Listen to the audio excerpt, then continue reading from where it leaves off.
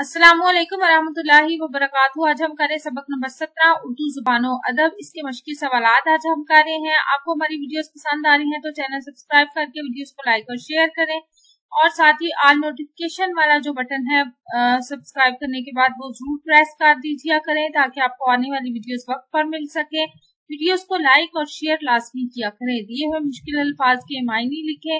अल्फाज और मानी: अशरफ अल मखलूकात, बेहतरीन मखलूक, फरोग, तरक्की, कौमी यकजहती, कौमी इत्तेहाद, मखलूत ज़बान, मिली जुली ज़बान, मुतहरिक करना, उभारना, नसर निगार, मजमून लिखने वाला, रवादारी, बर्दाश्त करना, वलवला जज्बा, तश्कील शक्ल बनावट, लश्कर फौज, यगानगत इत्तफाक, हसूल हासिल करना।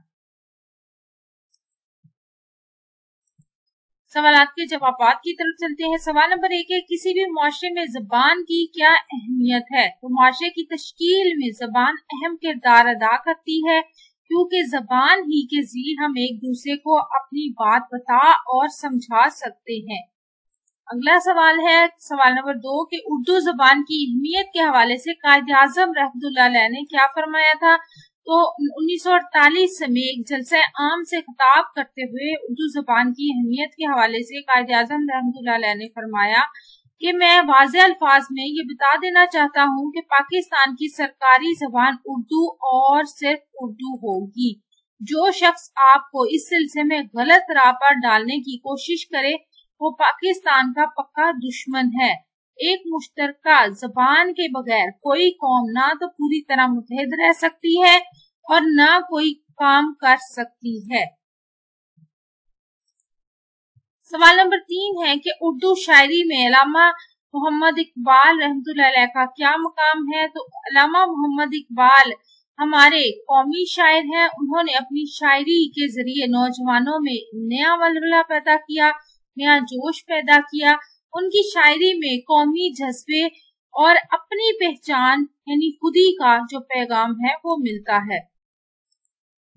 सवाल नंबर 4 है कि किन दो तहरीकों ने उर्दू अदब को ज्यादा मुतासिर किया था? सर सैयद अहमद खान की जो तहरीक थी तहरीक अलीगढ़, और तरक्की पसंद जो उनकी तहरीक थी, इसने उर्दू अदब को ज्यादा मुतासिर किया।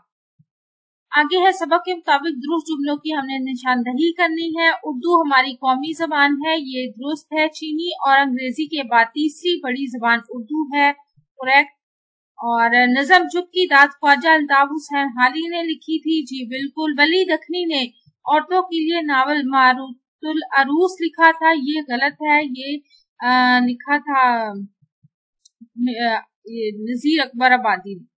नजीर अकबर आबादी ने आदमी नामा लिखा था, दुरुस्त। सर सैयद अहमद खान तरक्की पसंद तहरीक के बानी थे, दुरुस्त। दर्जे झैल नज़म में दिए गए पैगाम पर बात करें। लब पे आती है दुआ बन के तमन्ना मेरी, जिंदगी शम्मा की सूरत हो खुदाया मेरी, दूर दुनिया का हो मेरे दम से अंधेरा हो जाए, हर जगह मेरे चमकने से उजाला हो जाए, वो मेरे दम से यूं ही मेरे वतन की जीनत, जिस तरह फूल से होती है चमन की जीनत, जिंदगी हो मेरी परवाने की सूरत यारब, इल्म की शम्मा से हो मुझको मोहब्बत यारब, वो मेरा काम गरीबों की हमायत करना, दर्दमंदों से ज़ईफों से मोहब्बत करना, मेरे अल्लाह बुराई से बचाना मुझको, नेक जो राह हो इस राह पे चलाना मुझको। इसमें अल्लामा इकबाल ने हमें क्या पैगाम दिया है ये हमने बताना है। तो अल्लामा मोहम्मद इकबाल रहमतुल्लाह अलैह ने इस नज़म में दुआ की है जो हर बच्चा अपने लिए करता है कि वो शम्मा की तरह जले और दुनिया से अंधेरा दूर हो जाए, और शम्मा के जलने से हर जगह उजाला हो जाए, और इन बच्चों की वजह से इस तरह रौनक हो जाए जिस तरह फूल से बाग की ज़ेबो जीनत होती है, यानी फूल की वजह से जो बाग के अंदर खूबसूरती पैदा होती है, उस तरह बच्चों की ये दुआ भी होती है कि उनकी जिंदगी परवाने की तरह हो और इल्म से इन्हें मोहब्बत हो, उनका काम गरीबों की हमायत करना, बुजुर्गों और बेकसों से मोहब्बत करना हो। तो ऐ अल्लाह हमें तू बुराई से बचा और नेक और सीधी राह पे चला। یہ پہلے تو ہر روز اسمبلی میں پڑھی جاتی تھی، آج کل یہ بہت ہی کم اداروں میں پڑھی جاتی ہے، تو انہیں صوبائی اسمبلی میں اس نظم کو ضرور شامل کرنا چاہیے۔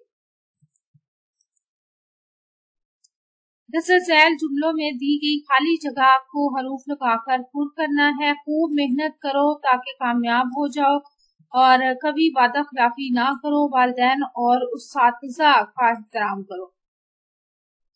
درجہ ذیل ضرب المثل جو ہے ان کو درست کرنا ہے ہم نے، اور ان کا پھر مفہوم بھی لکھنا ہے۔ پہلی جو ہے وہ ہے ضرورت ایجاد کی بہن ہے، تو درست جو ضرب المثل ہے وہ ضرورت ایجاد کی ماں ہے۔ مفہوم ہے اس کا ضرورت کے وقت کوئی نہ کوئی تدبیر نکل ہی آتی ہے۔ کوئلوں کی دلالی میں ہاتھ کالا، درست ہے جی، کوئلوں کی دلالی میں منہ کالا، اور مفہوم ہے برے کاموں سے ہمیشہ بدنامی ہوتی ہے۔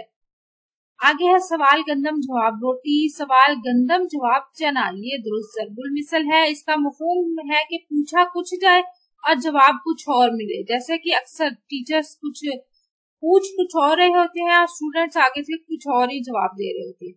دودھ کا دودھ اور دہی کا دہی، جی نہیں، دودھ کا دودھ اور پانی کا پانی، صحیح ضرب المثل ہے، اور مفہوم ہے اس کا کہ انصاف ملنے پر حقیقت کا واضح ہونا۔ بھاگتے چور کی لنگوٹی ہی صحیح، بھاگنے ادھر لکھا ہوا ہے بھاگنے چور کی لنگوٹی ہی صحیح، پگڑی ہی صحیح، تو صحیح ضرب المثل ہے کہ بھاگتے چور کی لنگوٹی ہی صحیح، صحیح ضرب المثل ہے یہ۔ اور ہاتھ سے نکلی ہوئی چیز کا کچھ حصہ یا تھوڑا حصہ مل جانا،